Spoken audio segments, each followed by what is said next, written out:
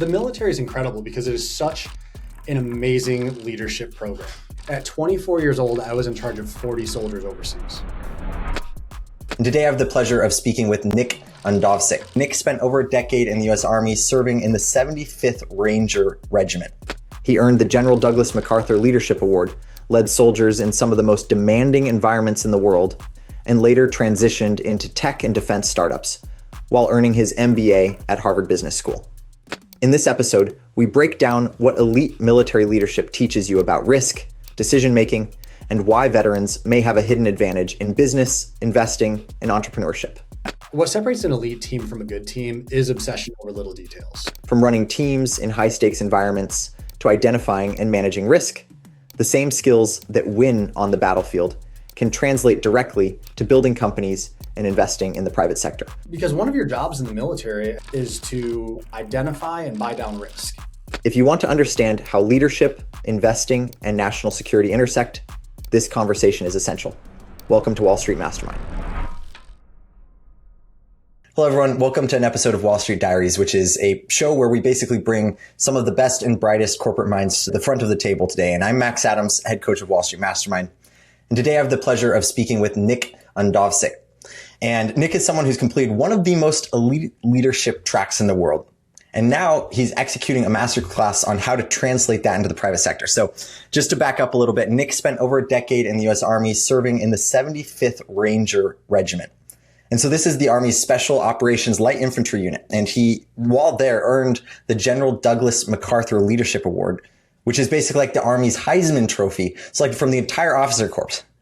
And he led soldiers as a company commander, operated inside some of the most demanding environments on Earth. And so it's a really incredible military background. And he had the credibility, the resume, the leadership experience that most people would build an entire career around. But instead of resting on that, he pivoted. And so Nick has worked as a product manager at Meta, then jumped to an early stage defense tech startup. And we're definitely going to talk a lot about defense tech. We're going to talk about the military complex and some of the trends that we're seeing there. Now it's a multi-billion-dollar company that he's working at. And while doing that, he's going and achieving his MBA at Harvard Business School. And so I'm really, really looking forward to digging apart some of these pieces about the military, about the transition, the leadership skills, and how life has been on the corporate side as well. And so with that, Nick, so glad to have you on. Really looking forward to having a conversation about a lot of these different pieces. Max, I appreciate it, man. That was quite the intro. If you could, if I'm ever being hard on myself, if I can just call you and give me that intro again. Well, I'm gassing you up half as much as you deserve. After reading through some of your background, I'm really excited to pull this apart and see how you've done it all. And so I want to just dig right in and talk about this pivot from the military into the corporate world. And for context here, I, as a coach, I've worked with a lot of veterans, and they tend to be extraordinarily successful because they're hardworking, they know what they're looking for. And the people that do decide to pivot typically have a pretty good reason why. And so with that, a lot of veterans leave the service and they struggle to find where they fit. You went from the Army to Meta and then to a high growth startup, which is OneBrief. And you've mentioned to me specifically that your success in the startup world came down to finding an unfair advantage. So what do you mean by that? And how is that transition from the military to the corporate world? You know, the military, it's a 20-year career. Mm-hmm. And the idea is if you make it to 10 years, you're over the hump, as they say, and you need to do the next 10 years. And a lot of mentors that are a few years ahead of me say that because they're closer to 20 than they are to 10.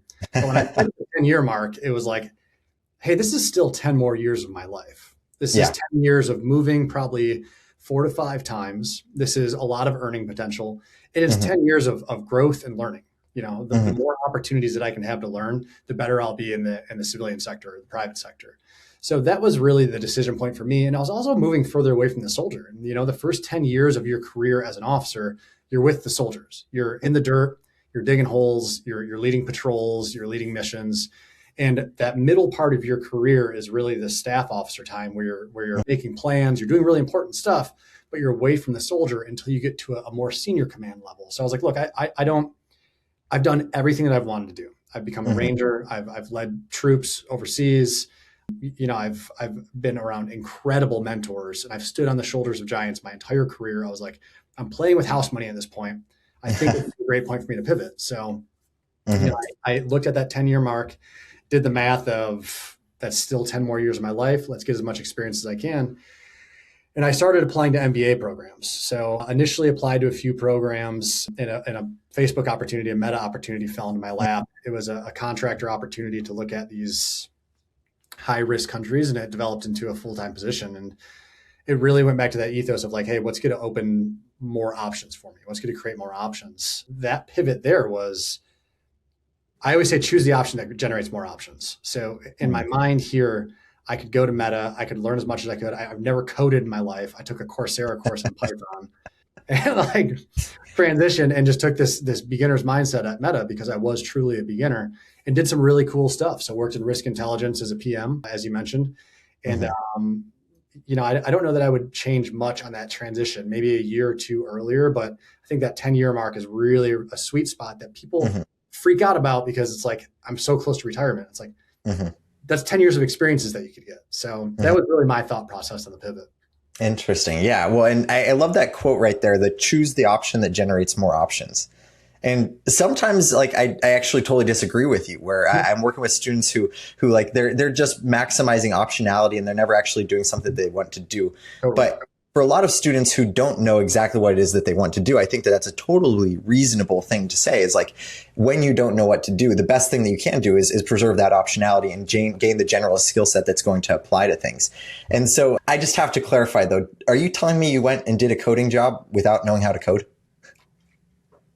Look, I learned how to code as I was getting out of the military, and all I needed to do was review code. So like, yeah. But look, I say that jokingly, but like, this is the importance of a beginner's mindset and leading to curiosity is when I got to Meta on day one, I wasn't coding. I was leading this program, but I went directly to the engineers and said, hey, I don't know what I'm doing. I want to know what your job is in plain terms so I can help you do your job. So I can help you as an organization here do our jobs better. And that really helped me out because I could have gone in and be like, I just took this Coursera course. I'm pretty good at this. Or I could have led with this beginner's mindset and go directly to the engineers and the people that would usher me through this and just be like, hey, how can I help? And where can I fit in where I can learn? Gotcha. Yeah, I love that beginner's mindset. And it's like, it's so refreshing to work with people who are willing to do whatever it takes to succeed. And there's a lot of people, especially as I've noticed, I've worked way up in my own career, who don't want to do the beginner stuff. They don't want to do like the hard task that everyone else is kind of like, it seems like a waste of time. When in fact, a lot of the times those are like the core bread and butter of like what actually makes a business operate. And so really admire the scrappiness on that and the sheer like chutzpah of just getting out there and taking a coding job despite having limited coding experience. That says something. And frankly, probably was a lot harder a few years ago before AI really took off in the coding space. Now, one of the core reasons I was so excited to talk with you today, Nick, is because you have made that transition from the military to the civilian life and like broken into the corporate mindset. Yeah. And so one of the concepts that you've talked with me about is this idea that like as a veteran, you need to look for arbitrage in the corporate side of things. And so for listeners who don't have a finance background yet coming from the military, what is the arbitrage opportunity for a veteran in today's market? Definitely. The military is incredible because it is such an amazing leadership program. It is, like, I genuinely believe it is one of the best leadership programs in the United States. At 24 years old, I was in charge of 40 soldiers overseas. Wow. Directly in charge of 40 soldiers, direct reports. So, when I think of this arbitrage, there's this leadership, this ability to navigate complex scenarios, the ability to delegate. All of those things are kind of touchy-feely, but if you can actually put like a tangible measure on those to how you can help a firm, that helps veterans so much, man. And for me, it was like, hey, I'm going to a place. So Facebook, there was a high-risk country role where you had to do content moderation in high-risk countries. Afghanistan was one of those countries, and I had done multiple deployments to Afghanistan. So I told them, hey, I don't know how Facebook works. I don't claim to know the tech world, but I know Afghanistan really well. I think I can create some kind of, to your point, arbitrage here and like a knowledge asymmetry of, know this, I know this, let's put this together and create a really good content moderation program. Yeah. Okay. Well, I love that. And I also love this concept of the military as like a really human capital factory almost. And I'm curious to hear like, why do you think that is? Because it's pretty remarkable to be a 24-year-old, like you said, and leading 40 soldiers. And one of my pitches for why like I work with students who are interested in breaking into investment banking is, a lot of the reason why I'm like, hey, this is such a cool, exciting opportunity is because you can work with like huge degrees of impact. You can work on billion-dollar deals. You can lead teams and things like that. But no investment banking analyst has a team of 40 people. Yeah. So what in the world do you think it is about the military, about the way that it works that enables them to give such trust and such leadership opportunities to people at such a young age? Yeah, well, the first piece is baked in. It is doctrinally baked into the military. Mm-hmm. You go through leadership development programs. There are field manuals. There are Mm-hmm. doctrinal pieces that outline what a leader is in the Army. So you have the playbook. You're not doing Mm-hmm. anything new. You're learning the science so you can do the art. And like beyond the doctrinal piece, which I think is like a majority percentage, I had really good leaders, man. Like I Mm-hmm. had really, really good leaders. So like number one, I was entrusted with authority from day one, just by virtue of the position. I was a platoon leader, Mm-hmm. therefore I led soldiers. But I Yep. had really good leaders rather, that created an environment where failure was accepted. Like there was things that we could fail, and Yeah. we did these so we didn't fail overseas, or we Yeah. didn't fail in a high risk training event, and Mm-hmm. we learned from them. And I think just like the functional, like even the AAR system, the after action review system of the Army, like I think it's just such a beautiful thing that the Army does, because after every action, mission, training event, movement, you get together as a group and objectively measure, the results of what happened, and Mm-hmm. compare them to the planned, what your KPIs were up front. Yeah. And you look at the difference there, and you learn as an organization, and it Mm-hmm. drives your next training event, or it drives your next mission. So to wrap this question up, it's baked in doctrinally. Like Mm-hmm. there is a military leadership development program, and it's Yeah. pretty good. I had really good leaders, but I always found myself in these awesome learning organizations where I was like, Mm-hmm. look, you can make mistakes. Let's learn from Yeah. them. Interesting. Well, and that's absolutely not what I was expecting you to say, Nick, because when I think about the military, I think high stakes life or death interactions that would not be at all conducive to being able to make mistakes and like get over that and recover from that. And so I'm very curious to learn more about like what that means and like, and why that is, because in the finance world, it's funny. The stakes in some ways are so much lower and they're very large in dollar terms, and that matters. And I get that, but people will like, they'll get so angry at you if you misplace a comma in the slide deck that you send a presentation for a client, or if you like have a few dollars off on your sources and uses table or something like that. And so why do you think it is that there's like an acceptance of moving on from failure in the military that like maybe doesn't exist as much in some parts of finance, maybe does in other parts of the corporate world? And I can't speak on behalf of the entire military, because like I said, I had pretty good leaders, and I can only speak from my perspective. But like there's this idea of commander's intent in the military, and Hmm. it's expanded purpose. What is it? Expanded purpose, end state, and critical tasks. That's the three criteria of commander's intent. Hmm. And what this really is decentralized leadership. If someone tells you to do something, or someone puts out an order, they tell you the expanded purpose, which is really the why. Why are we doing this? How does this nest with hire? How does this affect a certain mission? How does this affect our area of operations? Hmm. The critical tasks. So like, hey, I need you to do these three things. 1, 2, 3. And Hmm. at end state, it needs to look like this. When we're done with this, it needs to look like this. So I've given the individual, the reason that we're doing this, the three things they can't fail, and Hmm. then what it needs to look like at the end. So Hmm. I've really given them the recipe, and then they build it out from Hmm. there. It's on Yeah. them to build it out from there. So, I don't know why finance would be so unforgiving, but it's really cool that the Army has this system where it's like, the first thing I ask if someone fails is, did I communicate it properly? Huh. That's the first thing I ask, is like, if one of my PLs fails, I ask myself, did I give them commander's intent well Yeah. enough to accomplish this mission? And if, Interesting. yeah, yes or no, then I ask myself, did I give them the tools to succeed? That's the Hmm. next thing I ask. And then it goes to, did they care? Is it a failure of skill? Like, we can fix skill, we can't fix care. But if I failed to communicate, I need to fix that. If I didn't give them the tools, I need to rectify that and give them the tools. Yeah. And if I did all this stuff, then we can go to that like work skill thing. But like, I've never cared about commas, man. I've never cared about slide. I care a lot about development and Yeah. creating an environment where people are comfortable failing. Hmm. I love that. And frankly, like I think that a lot of the times it's easy to miss the forest for the trees in the finance world, where you do get so caught up on like making sure that you've got the Oxford comma and the period and all the footnotes and things like that, that sometimes you miss like a key concept of like, did we actually have the right judgment call on the valuation of this business? Or did we think about the real strategic buyer? And so you have to be very careful to make sure that you are paying attention to the details, which is such like a mantra, almost like it's like this lifestyle in finance, to care about the details in addition to actually caring about the overall overarching commander's intent. So it were. And so, and I think that that's something we could probably learn from the military in the world of investment banking and private equity and stuff like that, is like, instead of trying to figure out how to do a specific task, try and show them like what the goal is and then work backwards from there. I think that could be a really cool way of thinking about it.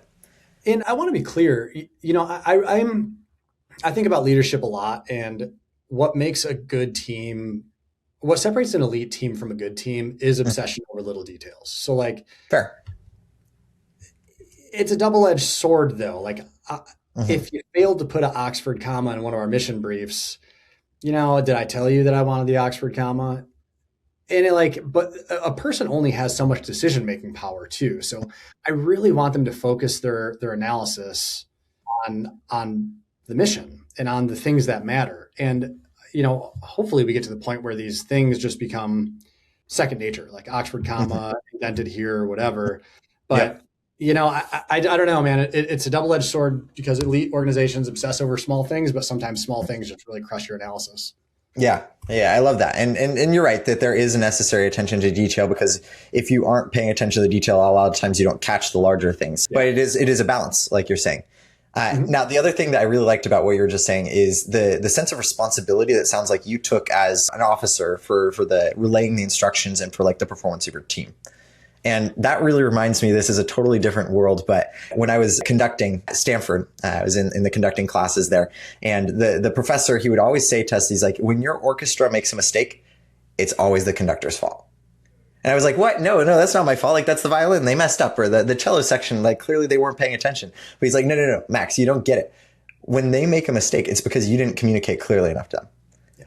And to some extent, he's right. Like, yeah, it's correct. And some extent he's wrong, because like, yeah, of course the violins and the cellos, they should be paying attention. Your team, they should be like trying to anticipate and things like that. But at the same time, the kernel of truth there is that you should be doing everything in your power as a leader to communicate what you want effectively enough that it should be easy to do what you're looking for them to do. So I think that's a cool thought about leadership there.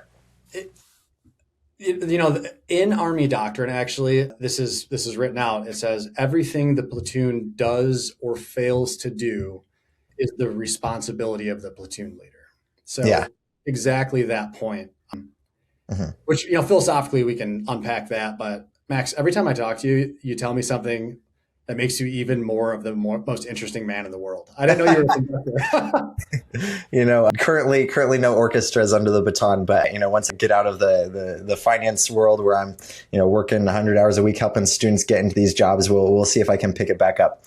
But, I've got to dig into this a little bit more though, because fundamentally we've talked a lot about the leadership side of things, but there's a hugely technical skill set that you've developed working in these tech companies, and that probably was a pretty big step change from the day-to-day of what you were doing in the military.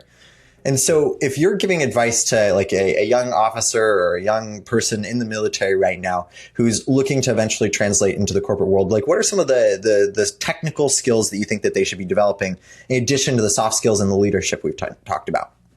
Man, it's fascinating because it's changing so fast now. And I don't mean to give the easy answer of like, oh, AI is changing everything, but like objectively, AI is changing the way that we do work. So I don't know what technical skills I would tell them to lean into. What I would tell them to lean into is discomfort. I was incredibly uncomfortable going to Facebook, incredibly uncomfortable.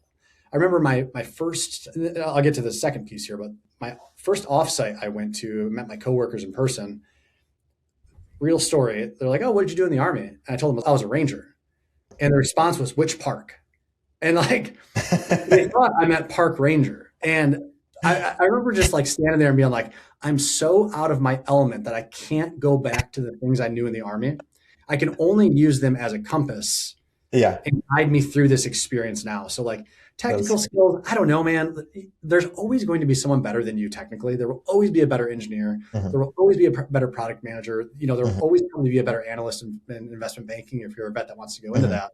What I would say is just like embrace discomfort. Know that you're not the best.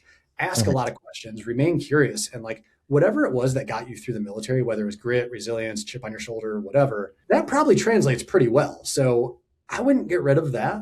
I mhm. would I would stay humble and just really, really curious. And like the tech skills, I would just reach out to people who are in a job that you might be interested in 3 years and ask them.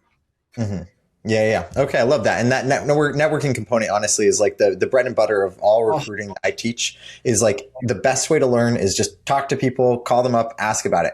And the reason I like it is not just because it's a great way to learn about like what their perspectives are, but it's also a really great way to like learn about the specific firms that you're talking with. Because I'm sure that you've experienced that like Meta is a very, very different environment than the startup life, and you probably don't know which of those you want if you haven't worked at both. And you learn about jobs that aren't getting posted online and things like that, because I bet Meta posts most of its jobs online, but smaller organizations like the ones that I help people recruit for a lot of the times just doesn't come online. And so you got to talk with people and build advocates on the inside. as you're getting out of the army, you have a 6 month window of like optimal ignorance where you can cold call anybody, anybody. Dude, I was like cold calling CEOs and just being like, Yeah. "Hey, I'm getting out of the army. I don't know what I'm doing. Do you have 15 Uh-huh. minutes?" My hit rate was so close to 100% that I was like, networking is easy. And then I got out of the army. And the further away you get from the army, the harder it is to network. So I would tell every veteran, like, get a Uh-huh. LinkedIn premium account, message as many people as you want, and like just tell them, hey, I'm getting out. I don't know what I'm doing. I'm not looking for a job. Do you have 10 minutes? Your Mhm. hit rate will be so close to 100% at this critical Wow. phase. That's incredible. And you're probably writing a good cold email too. So I'm not going to say 100% for everyone here, but that's really incredible. Like I thought that I had a good hit rate coming out of, Stanford when I was recruiting for a lot of these like private equity positions and things like that, but it wasn't 100%. And so the military network, I would say is just like such a formative experience for so many people. And there's like such a sense of like loyalty and respect that it seems like it creates a really unparalleled networking opportunity. Definitely. And so is that just veterans that you're reaching out to, or do you think that like you were able to reach out to people beyond the veteran community to build those connections and get that high response rate? Man, I think my hit rate was higher with non-veterans than Huh. veterans because, Interesting. veterans, I don't want to talk bad about my people, but like there's Yeah. this sense like, well, figure it out. Yeah. You're just figured out in the military. And Yeah. you talk to someone who's successful as a veteran, and this isn't 10 times out of 10, but they're like, well, I did it. You should be able to do it too. But Mm, people love helping veterans, man. Like it's not like this extracurricular thing to them. They just love it. They love helping veterans. So I'm telling you, man, I messaged people I had no business messaging. And it was this optimal ignorance because I was like, oh, SVP of this. Like, I don't know what that means. mhm. And they would make 30 minutes for me in their day. Yeah. So I would just say, just message everybody. Don't worry about title. Don't worry about, function. Just have conversations and be genuinely curious when you talk to them.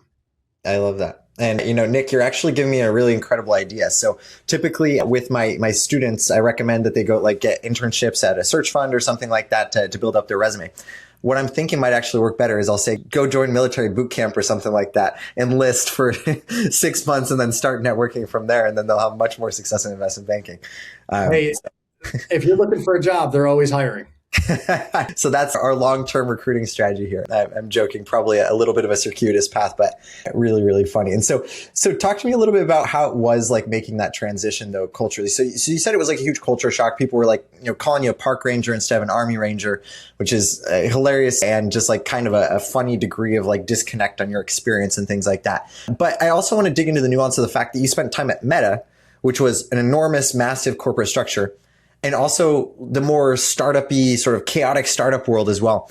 And so how did the skills that you developed as an Army Ranger apply differently to the large-scale corporate structure and the startup structure?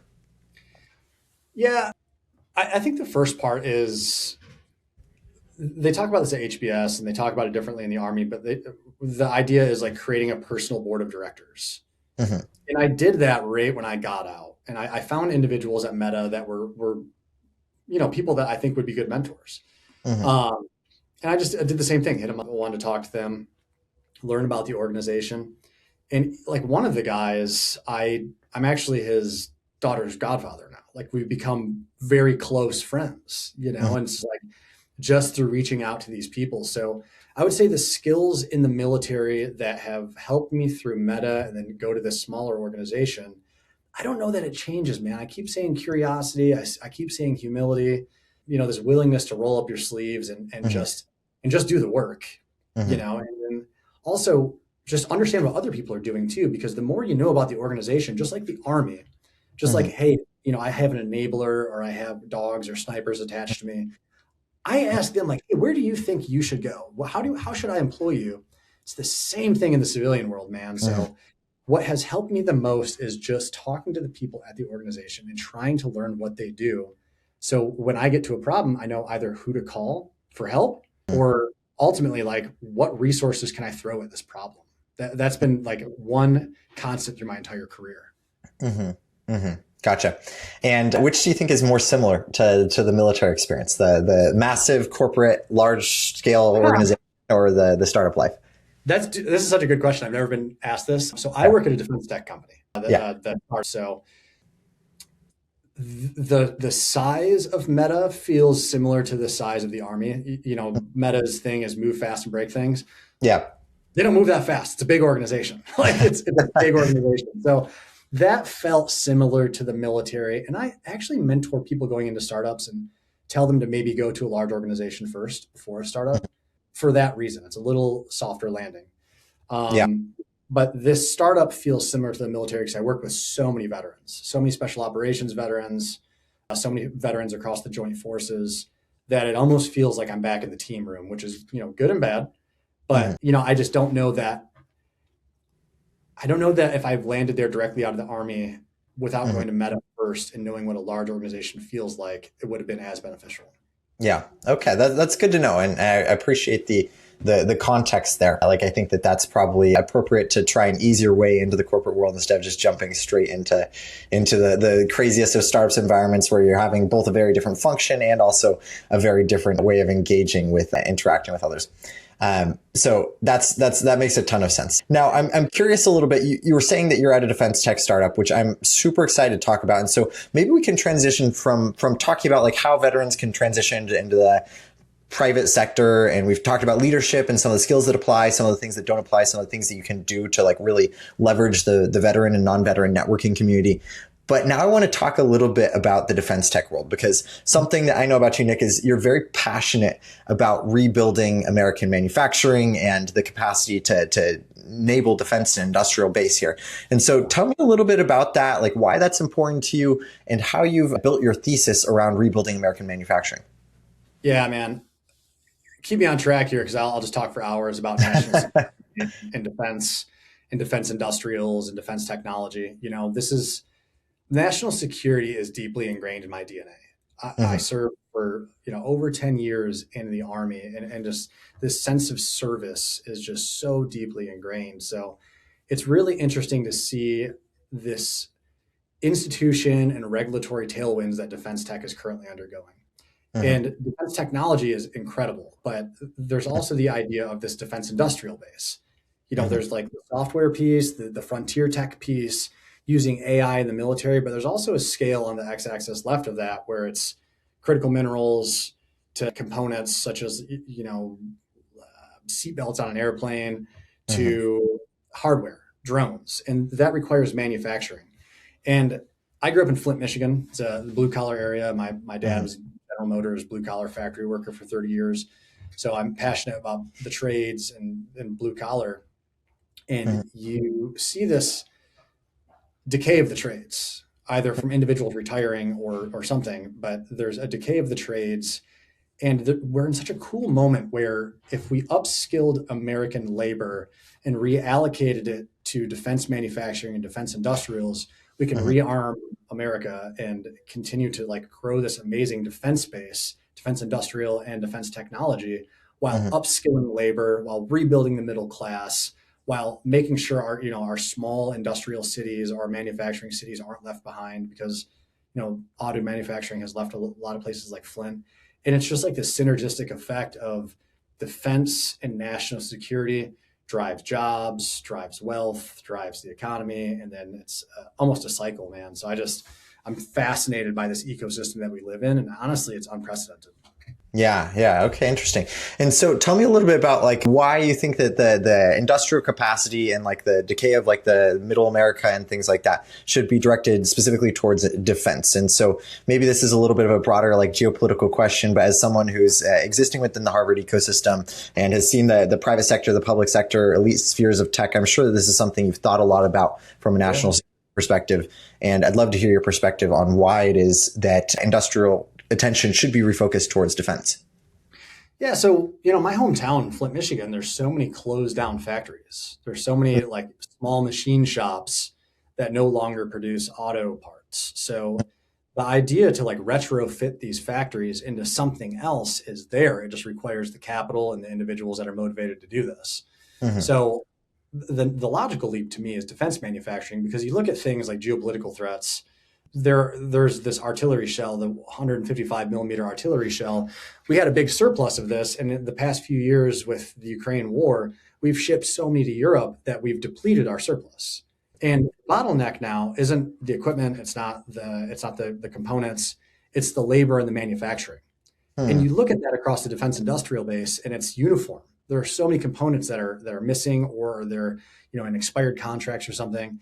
And we just lack the labor, this labor base to rebuild and rearm and build up our surpluses, so we remain a superpower and are prepared for the next conflict. So the bones are there, man. The infrastructure is there. It's like going into an old house and being like, oh man, brick walls, wood floors. This is incredible. How do I want to rebuild it? It's like, you don't. It's already there. You just live in it now. It's the same thing with the factories. The machines are already there.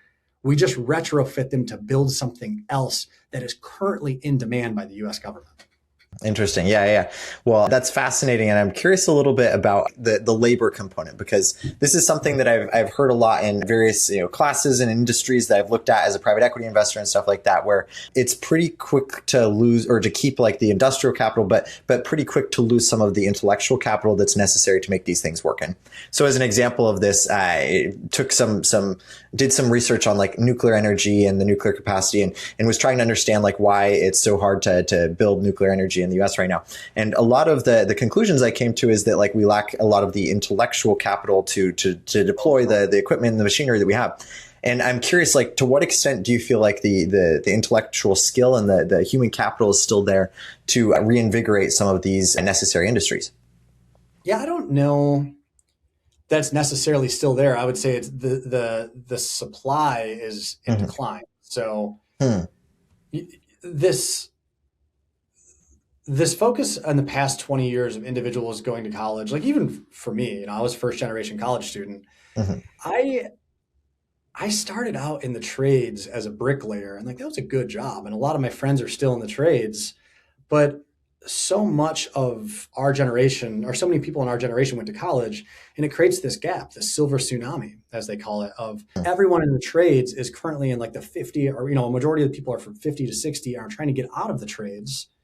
And there's no succession plan. There's no backup plan for this intellectual capital. So I coach high school football, and I talk to a lot of the kids about college or the future, the military or whatever. And I always talk to them about trade school. Like, this is a good job, man. Going to be an electrician or an HVAC, or if you go to be a plumber, those were things when I was growing up or went to college, or like even around Harvard, people are like, oh, why would you do that? Well, number one, who do you think builds data centers? Electricians, plumbers, HVAC. Yep. Like, you need heating and cooling in these things. And so the next piece is like, well, how much money do they make? They make a lot of money, and they do really well, and they can move anywhere because the demand is so high. And then the next piece is, it goes into like this search fund idea of people graduating from MBAs and buying electrical companies. Who better to buy an electrical company than a 26-year-old who's a journeyman electrician who's done this for 3 or 4 years and knows the company in and out, and now can go and buy this business, So like, I don't know that the intellectual capital isn't there.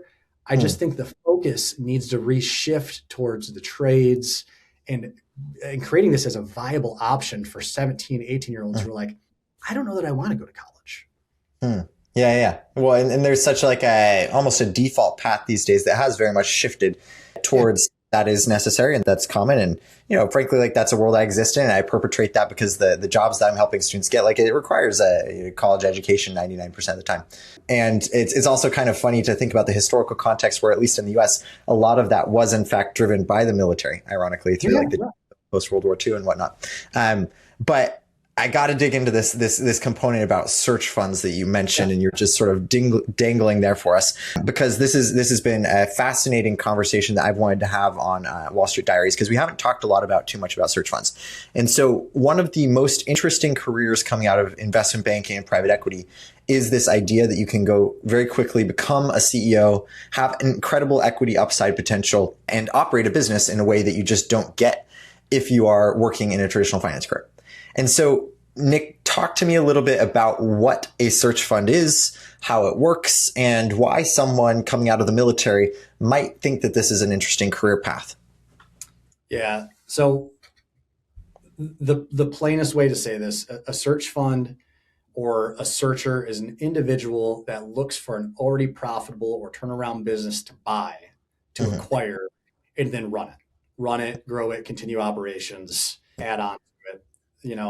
This has been a thing. It started at Stanford, where you went to school, and has grown to HBS and to Wharton, where it's a really good option for people to go and either raise capital or take out SBA financing to buy a lower middle market or an even smaller company, and step in day one as the operations leader, the CEO, the visionary for this, and succeed someone who has been growing this for 20 years Mm-hmm. and grow this business. So I think it is one of the coolest routes. I think it's amazing for veterans. It's such a good path for veterans. And going back to the thesis of rebuilding manufacturing or rebuilding services in the United States, it's this amazing option for veterans to go and do this and actually Mm-hmm. add to the good and create really good jobs and give really good opportunities to people, in places where it's needed. Gotcha. Yeah. Well, so let's talk a little bit more about that. And so just to break it down a little bit more on the life cycle of like what a search fund looks like. So the way I understand, you can correct me if I'm wrong here, Nick, is that basically these MBA students will say, hey, I don't want to go back into, finance. I don't want to go back into the tech world. I don't want to go back into the military. I want to go and like run my own thing. And so they say, okay, the first thing I need to do is like raise some capital or find other ways of financing a deal. And then they'll go out and they'll search in a variety of different industries, and perhaps in defense tech, it seems like is a really interesting place to do that. And then they'll convince someone to basically give them the business and then go and operate it for a half dozen years before potentially exiting it somewhere else or continue to run it indefinitely if it's good business. And so talk to me a little bit about where the military skill set applies to each stage of the search fund process there. Yeah. So I'm not a searcher, so I don't claim to know, but I've helped a lot of people through this, and I have a lot of friends who are. My good buddy Ryan Adams runs a deck finishing place in Florida and has grown it. I don't want to say the number because I'll mess it up, but he's just like done such a good job just making small Deck. operational Ah, improvements. So, interesting. every step in the process from raising capital, like let's start there. Again, I led 40 soldiers at 24 years old, got out 10 years later leading 200 soldiers. There's a certain maturity, there's a certain leadership, there's a certain amount of trust that's just built into that fact. And then you put the high pressure situations on top of it, you put the high stakes on top of it, and that's more investor trust. So you just have such a different profile as a veteran, regardless of whether you are on submarines or you are a pilot or whatever. You are entrusted with the lives of other people and in this high stakes environment. So investors are going to trust you a little more. I'm not an investor. That's been my experience though. Yeah. So that's the And investor I can piece. double on that before we get into the next stage. Like, I've talked with a lot of search fund investors throughout my career in finance and whatnot. And it's funny, like veterans, I would say, are disproportionately represented among the students that they invest in. And I think part of that is just because of the trust factor that you mentioned. Part of it's due because it's a very hard career path. Like it's a chance to make millions very early on. But with that becomes a lot of difficulty. a lot of stress, a lot of like leadership, a lot of rejection on the process. And so I think that investors are attracted to like knowing that you have a pretty good shot of being gritty if you can make it through the Ranger training, which we'll come to when we conclude here in a little bit. Yeah, no question, man. And the second piece, the search piece, I think this is the really interesting aspect of it, because one of your jobs in the military, at least as a ranger or as an infantryman, is to identify and buy down risk. Like that is one of the only two job descriptions that you have, is to identify and buy down risk. Yeah. In searching, like there's no perfect acquisition. There just isn't. Something will always be wrong with an acquisition, and you can get into this analysis paralysis and get yourself out of what could be a pretty good deal. But like talking to my friend Ryan Adams, who bought the deck company in Florida, he was like, "Look, I got to a deal. It felt pretty good. I understood where the risks were. I had a pretty good idea of where to buy down this risk, and I'm comfortable enough to do it because I had these contingencies in place and was confident in myself to be able to take a little more risky deal, or what is perceived as risky, on a spreadsheet or a discounted cash flow or something." And he was like, I believed in myself. I knew I could buy down this risk. So like that piece for the search piece, I just think the risk mitigation and identification piece, veterans are disproportionately like experienced to be able to do this. And then, it goes into the operations piece as well. You jump in as a company commander. I jumped into a company of 120 soldiers in the middle of a live fire, so our Super Bowl event, because the commander failed to meet some standards and was replaced during the event. Yeah. Talk about an organizational turnaround, man. Like that turnaround, or jumping in where something's good. Like you're always going to jump in and not really know what to do in the military. They always say, like, as soon as you figure out your job in the military, they give you a new job. It's like jumping into a new position and be like, I don't really know what I'm doing here, but I generally know which direction to run in. So let me sprint and let someone correct me. So like the operations piece, the military is just like so good at training individuals to be elite generalists. And you really need that in search, because I'm not going to be the one, pulling the drill press. If I am, like, I probably should have bought down risk somewhere else, because like, that's not good. And beyond that, man, acquisitions and, bolt-ons, I don't know where the military piece fits into that. I think it's probably like grit and learning things along the way, and an openness to continue to do well. Yeah. I think that a lot of it's just like a fundamental leadership academy where you build generalized skill sets. In some ways, it's like a liberal arts education of leading an organization, working in the military that has transferable skill sets, even if you don't have the specific technical skill sets. And like you're saying, if you're shifting between roles, you're learning how to learn in a way that hopefully helps you like learn how to learn the skill sets in the private sector as well.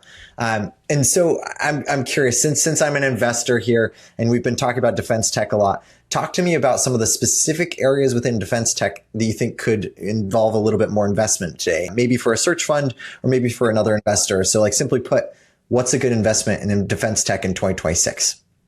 I love defense industrials, man. I love defense industrials. Like I mentioned, something as small as like the seatbelt to a Humvee. And this is important because this is a multi-year contract. If a machine shop has this contract, they own that contract. And they produce that seatbelt or that part for that component. And there's just so many components. There's so many subcomponents. So we're only going to continue to build this defense industrial base, and we need good manufacturing to be able to do that. So like I am super optimistic on defense industrials, something in the defense space. And another piece that we didn't mention, but veterans have an unfair advantage or an arbitrage, as you said, in this veteran-owned small business set-aside. So the government will give you, because you're a veteran, you can apply for the veteran-owned small business set-aside through the SBA, the Small Business Association. And this gives you certain access to contracts that you wouldn't otherwise have access to. So you're effectively skipping the line. So if you're a searcher, if you're a veteran searcher, and you go acquire a defense industrial business, you now have access as a veteran owner to contracts that someone else doesn't have. And these are multi-year guaranteed contracts. So look, people need good landscaping companies. They need good HVAC companies. The searchers are really excited about plumbing. If you're a veteran, I really would encourage you to look at the defense industrial type company. Yeah. Okay. That's interesting. And I really like the tie into these. What is the specific term for these like veteran owned contracts again? Veteran owned small business, VOSB. Mhm. It's one of VOS. the Okay. Yeah, it's one of the set asides with the Small Business Association. So like you need to apply for it. But if you're a veteran, you get it. And there's Mhm. just so much funding for veteran owned small businesses. And you Yeah. can do it in janitorial as well. But like, Mhm. I just, there are probably less contracts in a service pure company than like a Mhm. manufacturing company. Yeah. Yeah. Well, and this is like honestly one of the greatest hacks in investing out there is to go and invest in one of these businesses. If you can get a veteran owned small business that can get access to these proprietary contracts that tend to be pretty sticky because a lot of times they're playing into like large governmental agencies or organizations and things like that. That's really cool. And so as an investor, we looked at one of the private equity firms I worked with, we looked at investing in a couple businesses that were in this category. And you look at it and you're like, wait, like, is this real? Like, this is such a hack. Yeah. And so if you can like create that moat around your business simply through like the regulatory enforcement of this idea that we're going to serve separate contracts to veteran owned businesses, like absolutely an incredible place to make money as an investor, as an individual. And if you can qualify that for you specifically, then like all the better. So that's a really, really cool hack there. And for veterans that are curious, you can go to sam.gov, sam.gov, and just register for an account and Mhm. look at the set asides for veteran owned small businesses. They're all listed. They're all public. That's the beauty of the acquisition system of the United States is Mhm. that they're all going to be public, and you can see just like Mhm. snow removal, Mhm. painting, like all of these things. There are set asides for veteran owned small businesses, Mhm. man. So veterans just have such a crazy advantage in Mhm. entrepreneurship. Gotcha. Okay. Interesting. And so we've talked a lot about defense tech, which is like a really cool area, and defense and industrials. I shouldn't just say tech, as an interesting area for investing as a searcher. What are any other subsectors or areas of interest that you think could be worth looking at as a search fund investor in 2026?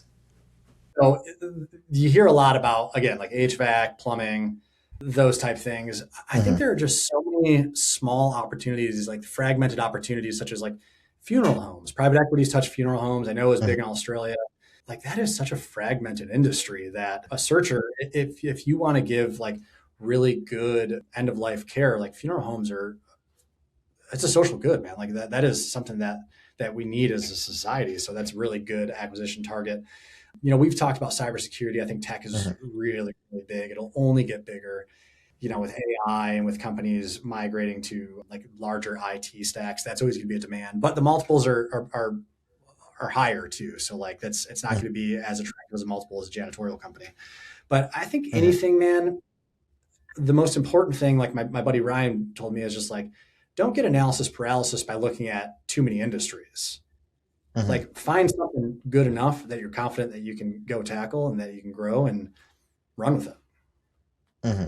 Yeah. Yeah. And to some extent, it's like you said, you just got to pick up the phone, reach out to people, talk with people, figure it out, and kind of explore through testing. And one of the Yeah, powerful goals. yeah, exactly, exactly.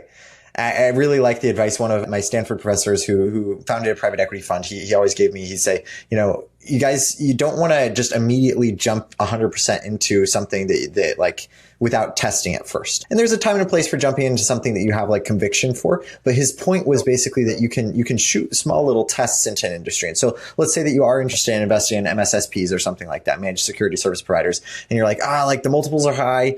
Just go test it. Talk to people. Submit an LOI. See if you can get something done with an 80-20 of the work. And so like put in 20% amount of the effort, you can probably get 80% of the results and then pivot quickly to the next thing. You go look at like the deck finishing businesses that your friend is working on or something in the industrials and defense space or government contracts for veteran owned small businesses and things like that. Definitely. So I think that's just like a lot of people don't have a bias towards action and therefore they don't run the tests that they need to like to effectively make some of those decisions. Totally. Yeah. Totally. Yeah, I totally agree. I think the bias for action is the big one. And don't optimize for perfect. Mm-hmm. You're not Yeah. gonna find it. Don't optimize for perfect. Optimize for like I can do this. Yeah. Yeah. Well, the other final chapter that I want to talk about together, Nick, is how you should position yourself while you're in the military to build a career in the corporate world and potentially specifically in finance, since that's an area that, you've looked at to some extent and I've looked at to some extent. And I help a lot of, obviously, veterans break into finance. And so how would you recommend that people position themselves while they're in the military? What sort of experiences should they be looking for? How should they volunteer for the right things? How should they sign up for the right regiments and divisions and things like that? I don't really know the lingo even to ask to prepare themselves for a transition like that while you're in the military. Yeah, that's a really good question, man. And I'm going to take a kind of a left turn here, but I would say that while in the military, just be the best officer you can, or the best soldier that you can. I was an officer, so I bias towards officer side, but just be the best soldier you can because your soldiers deserve it, and the unit deserves it, the legacy deserves it. So I talked to some junior officers, and they're like, "Hey, I want to go to HBS in 3 years or 4 years." I'm like, "Brother, talk to me in 3.5 years. You have 3 years of service ahead of you, and your soldiers deserve a good leader, not someone that's looking for a position that will get them a better application to HBS or to whatever school." So I would just tell every officer currently serving, number one, you will miss it. I promise you will miss it. No matter how terrible it is now, you will look back eventually, either with nostalgia or just with like deep longing of man, I wish I was in that hole getting rained on right now. I do it every single day, but it's just, the rose colored glasses, but it's the best experience ever. So I wouldn't tell people to think about life beyond the military until they are ready to transition. What I would tell them is look for the hard jobs, look for the jobs that no one wants. Always choose at that phase in your career, challenge over comfort in the military, and choose the job that's going to stretch you. That is the advice I would give you, and just put yourself in rooms where you're just not the best. That makes a ton of sense, and it's very in alignment with, I would say, the ethos of Nick so far as I've gathered it on this call. And so I want to take a step back and talk about the way that you did that, which is through the 75th Ranger Regiment. And so for civilians like me listening, you might know the name, but maybe not understand what that exactly means. So tell me a little bit about what that is. Sorry, I'm going to make you brag a little bit about yourself, but just catch us up to what that is, and tell us also a little bit about what it meant to win the General Douglas MacArthur Leadership Award as well. Yeah. So the 75th Ranger Regiment is the best infantry unit in the world, meaning, an infantry platoon is 30 to 40 soldiers that do direct action, raids, attacks, things that are traditional infantry type things that you think of. And the 75th Ranger Regiment is the most elite infantry unit in the world. And I say infantry unit because, SEALs do something differently, Green Berets do something differently, are different, Marstock does something different. So the 75th is what I imagine the Army to be. Everyone's in really good shape. You walk in and you're everyone's kind of tall and has really thick jaws and they run really fast. There's a bunch of freaks here, and it's a little intimidating. And it's just, man, I remember getting there on day one and being there's been a mistake. It's someone messed up my paperwork and I'm here on accident. I'm trying to think of a way to describe it other than it is what the Army that I thought the Army was going to be. It is hard every day. Selection is ongoing, and it's the people, man. It's not the equipment, it's the people. And you talked about bragging about myself. I won't. I was the most average individual there. I was so unbelievably average and stood on the shoulders of these absolute giants, man. The non-commissioned officers that invested in me were some of the best people in the world. And I still look to these dudes like Greek gods, they're just these larger than life individuals that just happened to invest in me. And I was just a sponge while I was there. So truly one of the best experiences of my life, and any measure of success I have points directly back to someone who invested in me in that organization, or, 227 infantry before that, or, these amazing leaders and soldiers that I had. So that was the 75th part. And I can jump to the MacArthur part if that's helpful as well. Interesting. Yeah, it sounds like an intimidating room to walk into. You're everyone can do 30 pull-ups here. It got some serious elite athleticism, and everyone's probably pretty intense to get to sort of that place. And so I'm curious a little bit. You said you were like the most average person there. Do you think that's what your commanding officer would say, or were you being modest to us here? No, I don't know. I mean, it depends when you ask them. There was definitely times where they probably hated me. Like, it depends like how close I was to like some mess up, probably. Like I probably did something wrong. Like, What do the mess ups look like in that? Is it like, not being fit enough, like not following orders? Like what does that actually look like? Yeah, man, I had so many failures in the Army, and it's just like defined this like resilience that I have, or this like growth mentality that I have. But something as small as like in recon school, for example, I lost a GPS. I lost this GPS. It just like wasn't tied to my belt, and I set it down, and I was tired, and I turned around and walked away. And I got, I don't know, a kilometer or two away, and I was like, oh man, I lost the GPS. I really wish I had a GPS to find it. I was like, I can't find this now. And like the thing is like small like that, or another failure, like there's the expert infantryman badge testing. I failed that my first go around. I did it very, very young before I was technically an infantryman, but it would be like, whatever was it like Series 7, I guess, for investment banking. Sure. Yeah. That's one of the tests. Terrible analogy, but it's a test to be an infantryman. The EIB is, and I failed. I failed at the first go around, and I went back and passed the second. So, that's what failure looked like. But again, I had really good leaders that turned this failure into learning opportunities for me. And we always, like, no matter how bad it was, we always took a time to really do like a dissection of what happened, and tried to actually learn from it, and then help across the organization, help everyone else learn. I think that's cool. And the concept of like postmortems and doing those so much is pretty unique, I would say, to the military, the degree to which that's done. And like maybe some other like really, really well-run organizational styles like consulting, like I think they tend to like be able to do that sort of stuff, but uncommon a lot of other places, and probably worth investing in the organizations that you go on to lead. So tell me a little bit more about like this leadership award. So what's the General Douglas MacArthur Leadership Award? I've heard it described personally as the Army's Heisman Trophy, but like what is that? And like clearly you must have done something pretty cool for that. What lessons do you have for us from that experience? Yeah, man. So the General Douglas MacArthur Leadership Award is an award given to 20 company grade officers, so senior captains, out of I think like 20,000 or something. It's a nomination process, so someone has to nominate you, and you have no say in the nomination. So someone puts a packet in for you, does this long like MBA type application, and submits you, and then you get someone from the Department of the Army who reaches out and says that you've been nominated, and you go through a series of tests. So you go through like multiple interviews leading to a panel of general officers and senior sergeants major to just like test your leadership philosophy, to test your military understanding, your military doctrine, to like standard discipline type thing.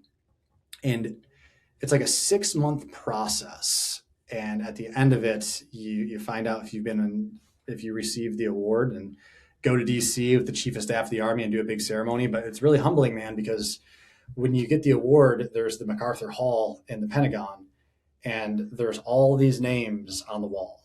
Everyone who's won or has been awarded the MacArthur throughout time, or throughout whenever the MacArthur was established.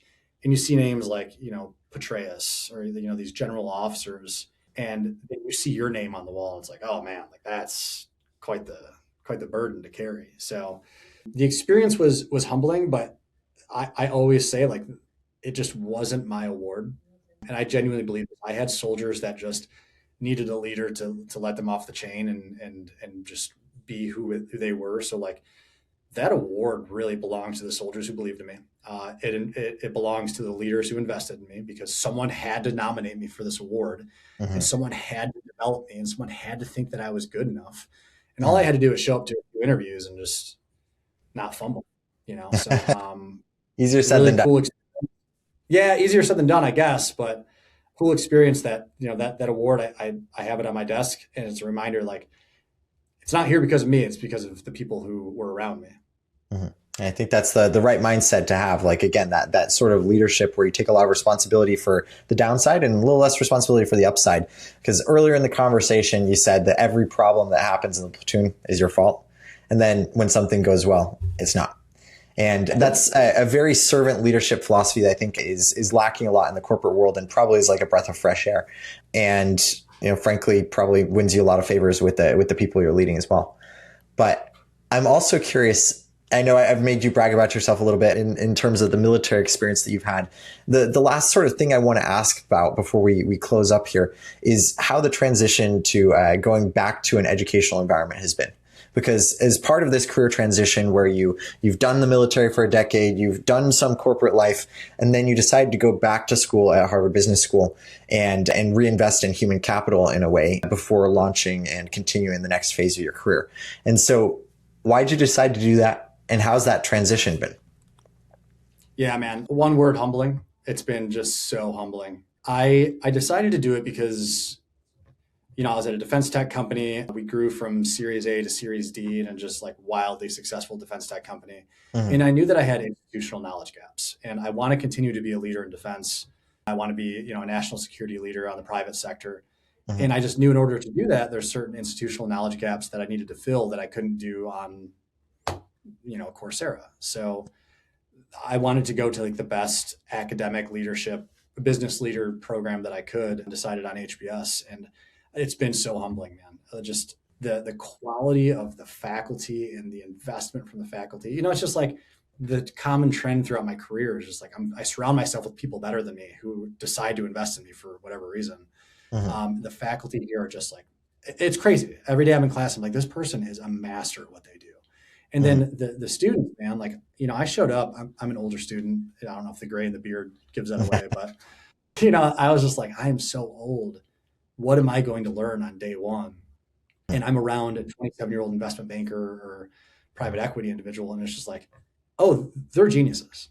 Like they're super geniuses. Like, yeah, sure. They haven't led a platoon or they, I might do a 12-mile ruck march faster than them, but like they are so smart and so good at what they do, man. And it's just every day is a lesson in humility of just like, again, if you're the best in the room, you're in the wrong room. And I can promise you, I am not the best in my classroom by any measure.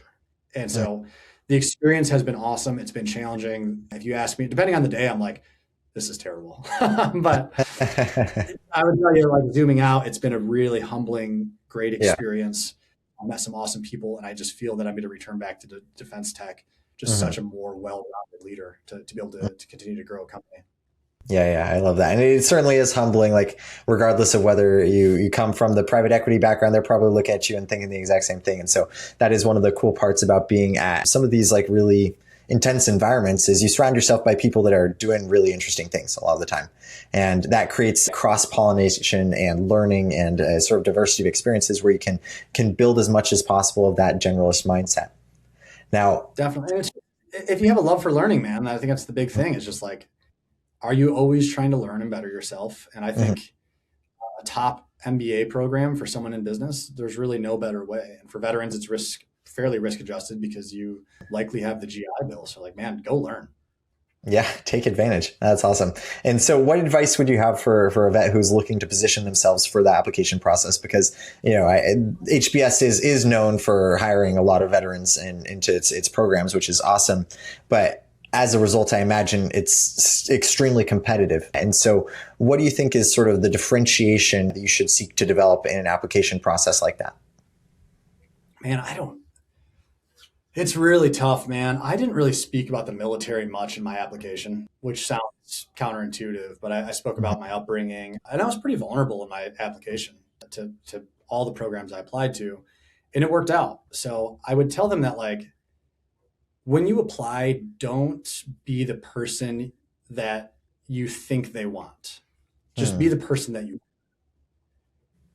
and I think it goes just so much further in the classroom here, but also on your application, because like you can say duty, honor, country and talk about selfless service in your application, but like they really want to know who you are and what you bring to this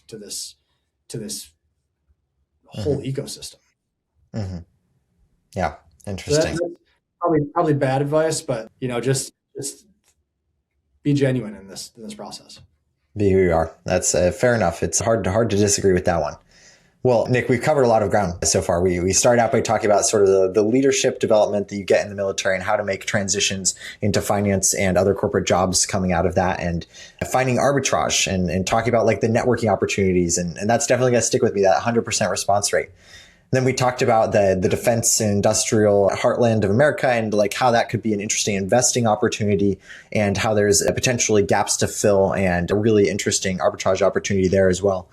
We talked about search funds, how they work and how the military skill set applies to thinking like an investor in that based off of the students that you've coached into that and the veterans that you've coached into that industry, and based off of some of my experience helping veterans transition into finance jobs and search funds where they've been particularly successful. And then we concluded by talking a little bit about the Rangers, some of the incredible experiences you've had there, as well as the transition over to HBS. And so there's a few closers that I like to just wrap all this together at the very end. These are standardized, so I'm going to hit them rapid fire to you and just hit me back with whatever first comes to mind, okay? Got it. Okay, so Nick, what is the highest ROI habit, technique, or routine that you picked up in the military that you still use today? Waking up early and working out. That's a good one. Can't argue with that. Get those endorphins. Next, if we looked at your calendar and bank or credit card statement from the last month, what would it say you actually value? Trader Joe's. I go to Trader Joe's and I cook a lot. I mean, I don't eat out a lot, man. So I like routine. So I eat like the same meal and I get it from Trader Joe's. So that's what I spend a lot of money on. Fair enough. You can't go wrong with that. And little known fact, Trader Joe is my single favorite Stanford GSB alum from way back in the 1950s. So thank you, Trader Joe. Yeah, exactly. It's not commonly known. And then last but not least, copying a question from How I Built This, which is a great podcast. How much of your success do you think is due to your hard work and skill? And how much do you think is due to luck? Oh, man. This was asked in class the other day. And I know this is supposed to be rapid fire, but just give me a second here. I think hard work creates luck. I want to be clear. I'm probably the luckiest person I know. I without a doubt. We give my takes at HBS. I think Stanford does as well, but it's basically my story. And I calculated the odds of me being in an HBS classroom right now. And it was something like 1 in 200 million. Parents were high school dropouts, or my dad didn't finish high school. First, my family to go to college, went to community college. All these odds added up to being 1 in 200,000. So I will say I am the luckiest person I know, but you also can manufacture luck by working hard. I think the more important question is how many opportunities did I say yes to that came up? It was a lot, and I was really lucky to have those. So percentage, man, I don't know. I've been incredibly lucky, but just always look for increasing your luck surface area by working hard. Your luck surface area. I love that.